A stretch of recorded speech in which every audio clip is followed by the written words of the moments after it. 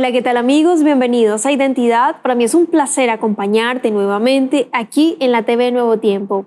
Hoy vamos a conocer la segunda parte de la historia de Jorge Bello, un joven que nos dejará entrever que Dios guía nuestros planes cuando se los dejamos en sus brazos de amor.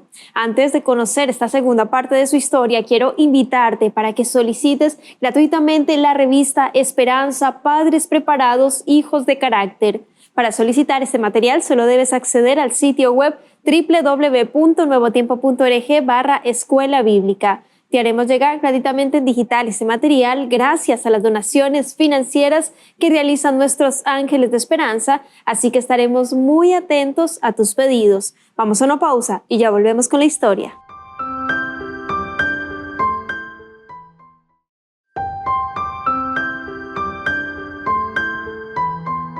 Gracias por continuar en la sintonía de Nuevo Tiempo, Canal de Esperanza. Estás viendo el programa Identidad y hoy vamos a conocer la segunda parte de la historia de Jorge Bello, un joven que ha sentido la mano poderosa de Dios guiando su vida en todo momento. Y por supuesto ya está aquí con nosotros para seguir conversando y conociendo más acerca de su testimonio, así que vamos a darle la bienvenida.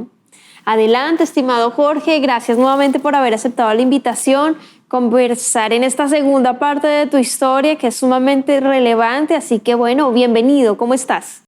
Hola Ángela, nuevamente, qué gusto verte. Muchas gracias por la invitación. Bueno, gracias a ti por aceptar, realmente es un privilegio escucharte, me encanta tener a jóvenes en el programa que nos cuenten su experiencia, su visión, las vivencias que han tenido que pasar y cómo a pesar de eso Dios ha estado allí al control, cómo te aferras a Dios cada vez más.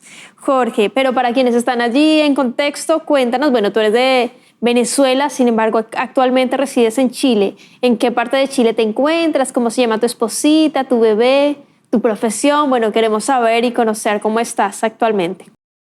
Perfecto. Sí, mira, yo estoy residenciado en Chillán. Ya llevo un tiempo viviendo acá con mi esposa, con mi hija Emilia. Mi esposa se llama Emma.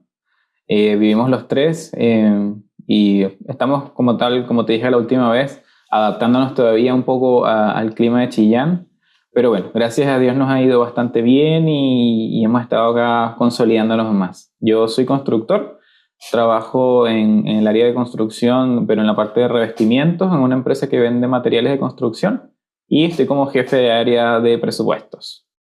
Excelente, bueno, que Dios les bendiga muchísimo. Mencionábamos ahí en la primera parte que tuvimos la oportunidad de conversar, que Dios sea guiándolos en este nuevo caminar, en esta zona fría en invierno en Chillán, zona centro-sur, y que bueno, que Dios dirija sus vidas en todo momento.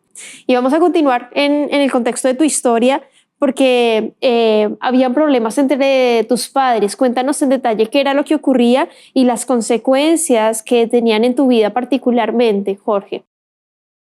Sí, mira, en general mis papás conmigo fueron excelentes. Entre ellos quizás tuvieron conflictos que intentaban quizás no transmitírmelos a mí, pero uno como es niño, estaba en una etapa de desarrollo psicológico, donde quizás estaba aprendiendo muchas cosas, absorbiendo muchas cosas. Eh, yo comencé a presentar algunos temas de ansiedad porque, claro, como mis papás se habían separado, ellos estuvieron casados por muchos años y después se separaron. Mi papá trabajaba muchísimo, trabajó duro y arduamente para que no me faltara nada. Mi mamá igual estaba haciendo un gran esfuerzo conmigo, sobre todo en la parte más de la crianza. Mi papá trabajaba día, noche, salía de madrugada. Nosotros vivíamos en otra región y mi papá viajaba todos los días a la capital a hacer las cosas, a hacer el trabajo para llevar el pan a la casa, que no nos faltara nada. Pero claramente por temas de pareja, por temas que van un poco más allá de la paternidad, comenzaron a tener sus conflictos, sus roces, hasta que llegó un punto donde ellos se separaron. Mi mamá y yo en ese momento éramos los que estábamos en ese punto de la historia. Nos mudamos a la capital, mi papá estuvo por otro lado y claramente que en ese punto como de querer compartir con el hijo, llegaron como acuerdos donde nos juntábamos en un punto en la ciudad. Ahí hacíamos como una especie de intercambio. Yo me iba con mi papá, pasaba un tiempo con él, me iba el fin de semana, un par de días, después retornaba a mi casa. pero la mayor parte del tiempo claramente lo pasaba con mi mamá. La asistencia al colegio, ella me llevaba al colegio, me ayudaba con las tareas. Y mi papá, por otro lado, se encargaba también de apoyar a mi mamá en el tema económico.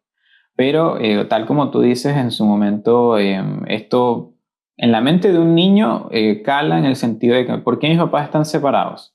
¿Es mi culpa? ¿Algo hice yo? ¿Por qué me portó mal? ¿Serán por mis notas? ¿Será porque, no sé, algo les hice que yo quizás no recuerdo? Y eso comenzó a generar mucha ansiedad en mí. Ellos igual tuvieron algunos problemas porque, claro, por temas de crianza, como uno estaba por un lado y el otro estaba por el otro, cuando me iba con mi papá, él en su momento obviamente como que me examinaba mucho, me revisaba las orejas a ver si las tenía limpias, me revisaba las uñas, si las tenía cortadas, si estaba como bien presentable. Como que se preocupaba harto de que mi mamá hiciera su parte. Pero claramente mi mamá estaba también ocupada porque necesitaba trabajar, necesitaba sustentar la casa, llevar el pan a la casa también, que quizás no tenía 100% el tiempo a hacer ciertas cosas y la verdad es que yo no la recrimino ni nada. Hoy en día que soy papá me di cuenta que es bastante complicado criar a un niño y mantenerlo sano, limpio y de paso estéticamente bien. Hay veces que yo he visto a la Emilia, a mi hija, y le pongo, no sé, un chaleco de un color, el suéter de otro, el busito de otro color, calcetines distintos, pero ahí está viva, está sana, no pasa frío, no pasa hambre. Al final la estética es algo que pasa en segundo plano. Entonces, eso fue parte del conflicto y eso comenzó a desarrollar en mí mucha ansiedad porque a mí me daba miedo porque yo no quería que ellos se pelearan. Entonces, que discutieran más que nada, porque nunca fue como un tema de contacto ni nada de eso, sino que no me gustaban las discusiones. Entonces, cada vez que yo iba donde mi papá, como que sentía como que, uy, tengo las uñas largas, me las voy a comer porque, para que mi papá no vaya a discutir con mi mamá. Porque no quiero esa sensación, no me gustaba esa sensación. Entonces, llegaba obviamente donde mi papá y me veía las uñas comidas y peor, porque me retaba porque, ¿por qué te comes las uñas? Y esa cuestión es asquerosa. Entonces, uno como niño como que estaba bastante confundido entre el qué hacer. No me sabía cortar las uñas solo porque era un niño, entonces la única manera que encontraba de entrar en ese canon de aceptación de mi papá era haciendo lo que podía hacer, como por instinto. Y por mucho tiempo yo tuve esa maña, esa mala costumbre, hasta el punto de que ya dije, no, sabes que ya no. Cuando comencé a crecer me di cuenta que era algo muy asqueroso y lo dejé de hacer.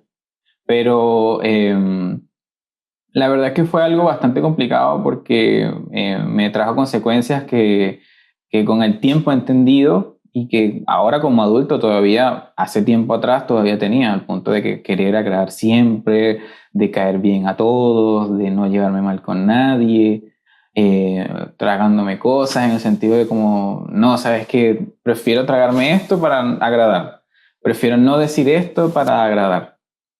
Y con el tiempo, en la convivencia con mi esposa, que ella también me ha enseñado muchísimo acerca de inteligencia emocional, me he dado cuenta que en realidad todos somos como somos.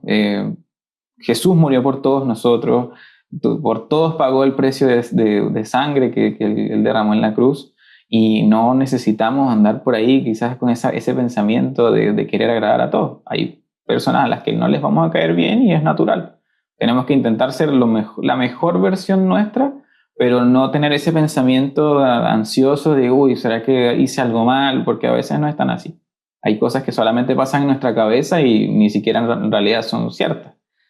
Por ahí escuché algo que decía que el 80% de las cosas que tenemos en pensamientos de ansiedad son cosas que nunca pasan. Y pensé que eso era un número pequeño, pero en realidad es bastante grande. Hay cosas que nosotros sobrepensamos que en realidad nunca llegan a ser y la verdad es que nos carcomen. Entonces, hoy en día entendí esa parte, pero en su momento sí fue bastante duro, bastante complicado.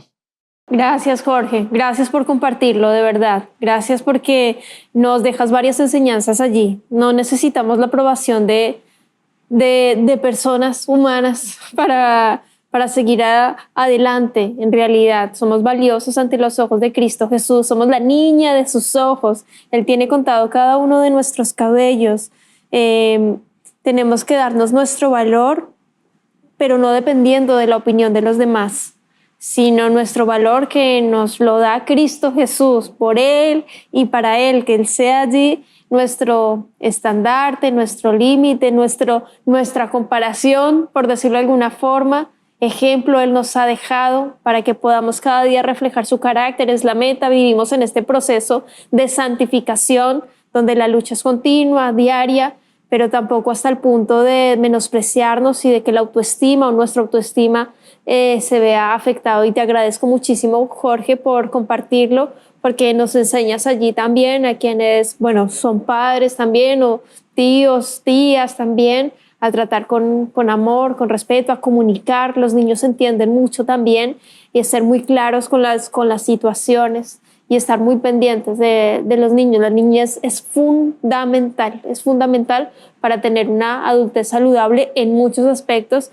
sobre todo con respecto a temas de salud mental. Así que te agradezco por eso. Jorge, otro de los momentos más difíciles de tu vida o complejos que tuviste que pasar fue 2016, cuando llegas a Chile. Cuéntanos qué fue lo que sucedió, por qué fue tan complejo, Jorge. Cuéntanos. Sí, bueno, en general, yo antes de venir a Chile tuve una prueba donde tuve que decidir entre asistir a un examen de admisión a la universidad o guardar el sábado y asistir a una campaña que estaba realizando el pastor Bullón allá en Venezuela. La verdad es que me estuve preparando por un año haciendo el preuniversitario, estudiando acerca del examen que tenía que dar para entrar a la universidad. Y justo el día del examen cayó sábado. Ya yo era adventista y obviamente que dije, bueno, aquí esto es una prueba, me costó mucho, fue una de las primeras pruebas de las cuales tengo recuerdos.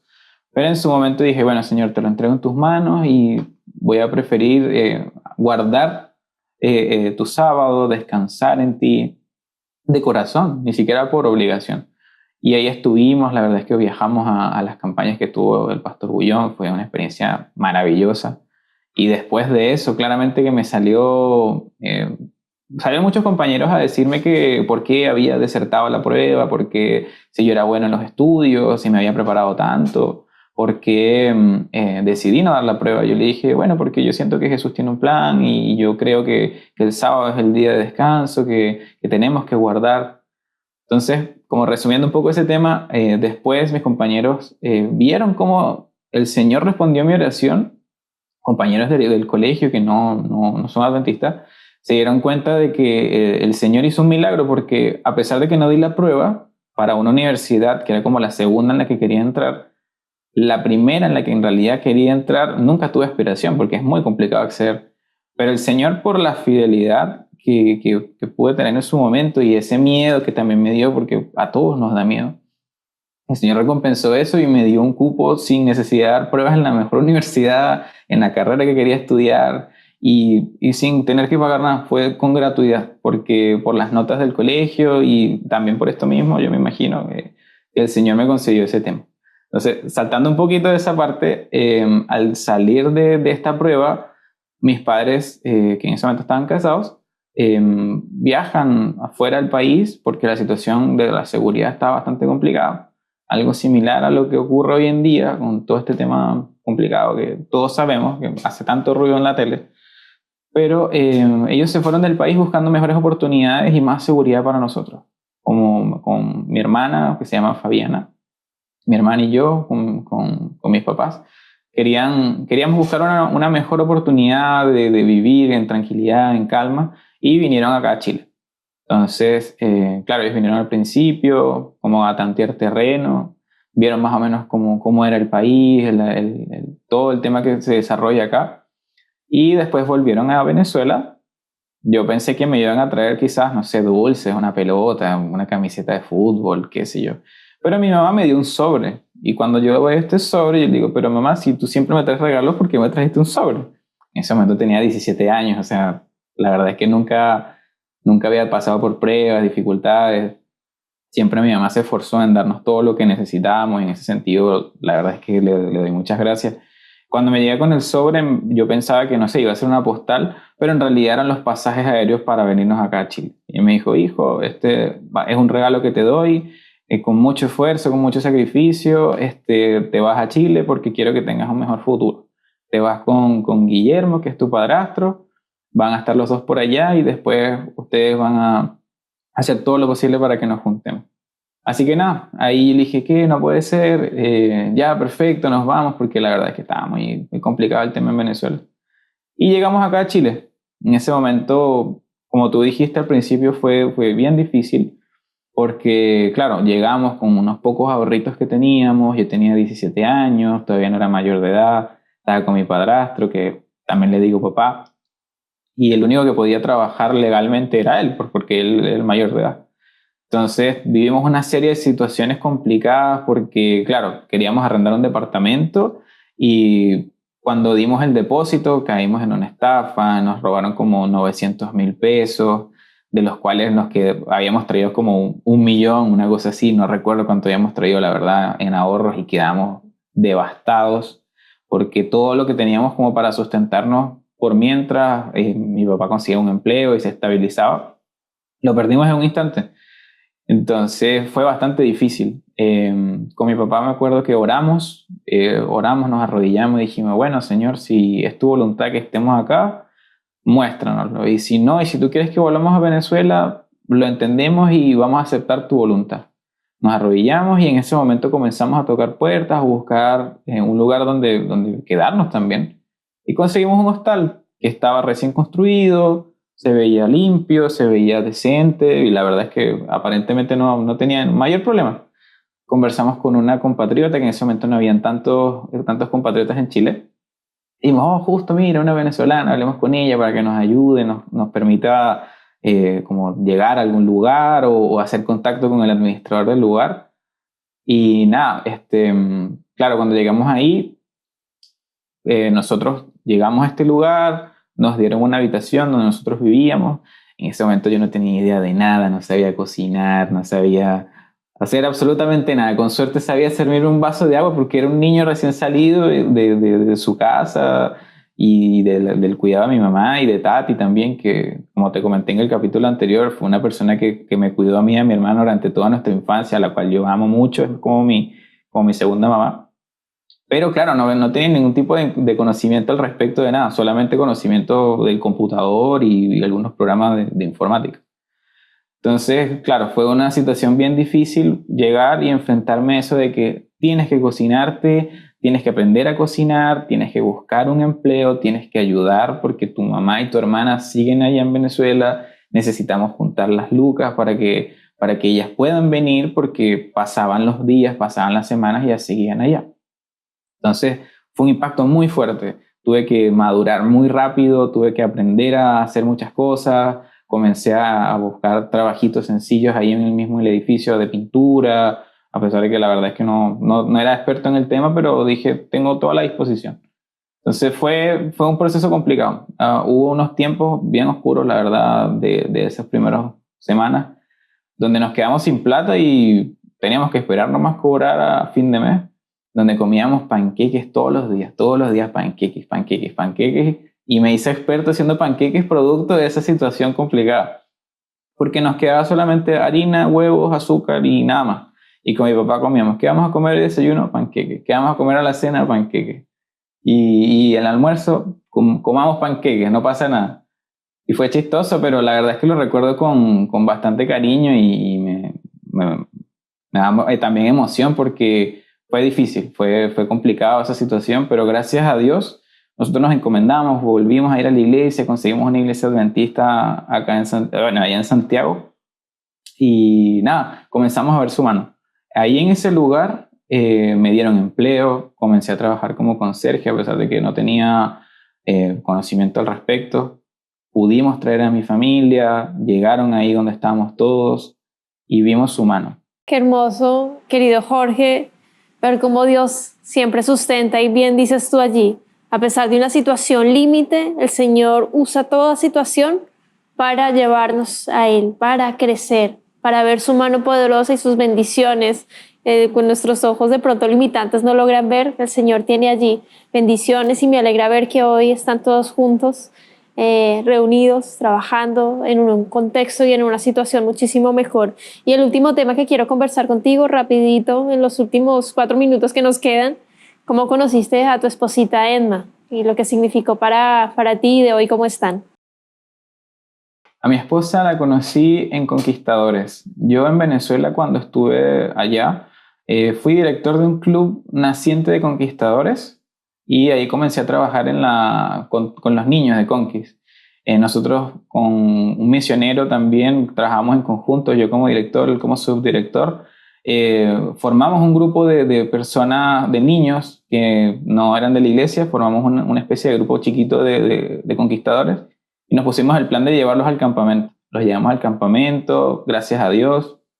Entonces de ahí conocí todo este tema de Conquist, como de ser líder de niños y orientarlos en ese sentido. Entonces cuando llego acá a Santiago, que comencé a asistir a la iglesia Fe y Esperanza, ahí comencé a tomar un poco de liderazgo en ese sentido y un día estábamos haciendo unas actividades en el parque, jugando juegos sociales básicamente con los niños y me tocó dirigir un juego.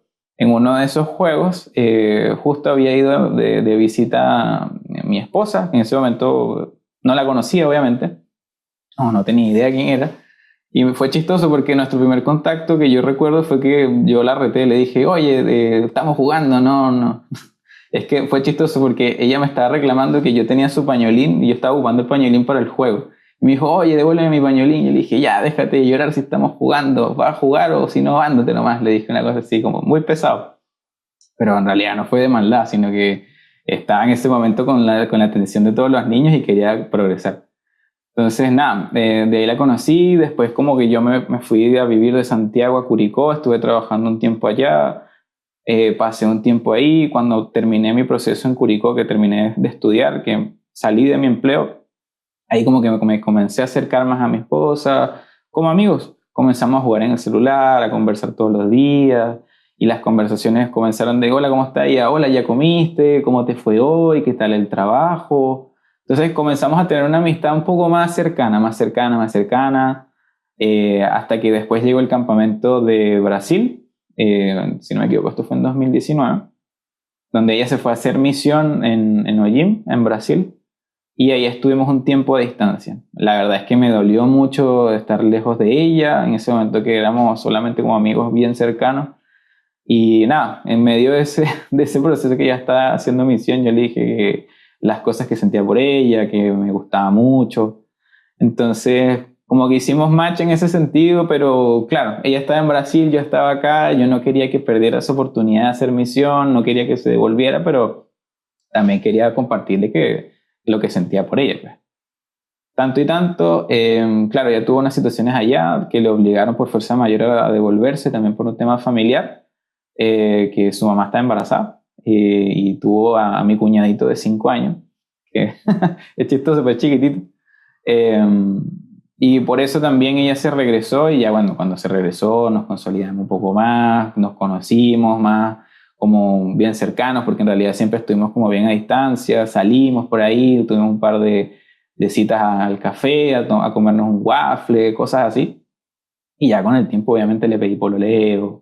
Más adelante, ya mucho más adelante, le pedí matrimonio y bueno, hoy estamos casados, somos una familia, tenemos nuestra hijita y ha sido una experiencia, la verdad, enriquecedora.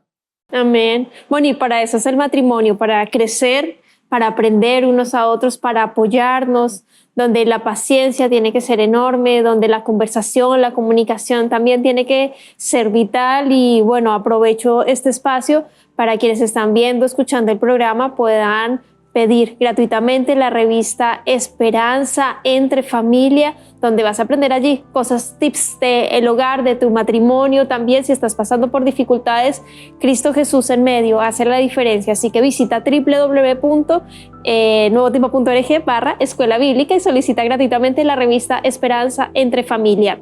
Gracias, Jorge, por tu tiempo, por la exposición, por habernos contado allí parte de tu historia de vida tremenda y bueno, invitarte para que en 30 segunditos nos dejes un mensaje final, un llamado para cerrar tu capítulo. Adelante. Bueno, como mensaje final, te quiero decir que no importa dónde Dios te lleve o donde la vida por circunstancias distintas te lleve, el Señor siempre va a estar contigo donde tú lo llames, donde tú invoques su nombre. Si tú oras, te arrodillas y pides su presencia, Él va a estar contigo. A mí me acompañó y me ha acompañado durante toda mi juventud, ahora que estoy siendo un poco más un adulto joven, con una familia. entiendo muchas cosas que mi mamá me decía en el pasado y recuerdo cómo ella me reforzó muchas cosas en el pasado que hoy en día resuenan en mí. Jesús está para ti y no tengas miedo en buscarlo a pesar de tus problemas, tus luchas. Él está para ahí, para ti, y para escucharte y para acompañarte. Muchas gracias, Jorge, por ese mensaje final y esa invitación que lo complemento con lo que dice Josué 1:9. Mira que te mando que te esfuerces y seas valiente, no temas, no desmayes, no te desanimes, porque el Señor tu Dios estará contigo a donde quiera que vayas. Que Dios te bendiga, querido amigo, querida amiga. Nos vemos en un próximo capítulo aquí en Identidad y por supuesto te dejo la invitación para que continúes en la sintonía de Nuevo Tiempo, Canal de Esperanza.